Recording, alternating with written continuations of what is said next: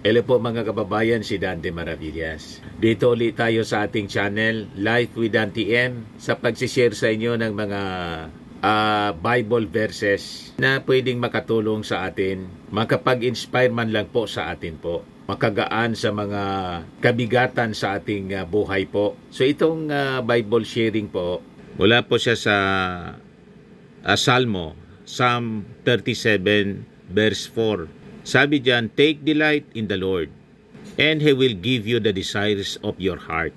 O, di ba, mga kababayan, napakaganda na promise ng ating Panginoong Diyos Ama sa langit, that when we delight in God, our desires begin to align with His will. Yan ang katotohanan yan, mga kababayan.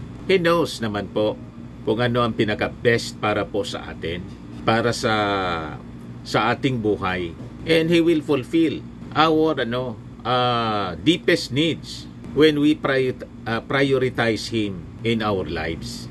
Sa totoo lang po mga kababayan, true satisfaction comes when our hearts are centered on Him.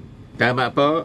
So dapat nating tandaan po, sa ating buhay dapat laging una ang ating Panginoon. So samahan po ninyo ako, mga kababayan, sa ating maikling panalangin.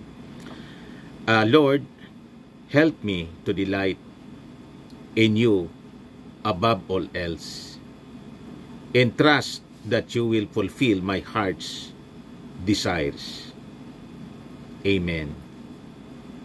So kung ito pong sharing natin ng Word of God nakatulong po sa inyo, naka-inspire po sa inyo, i-share din po ninyo sa inyong mga kakilala at kaibigan.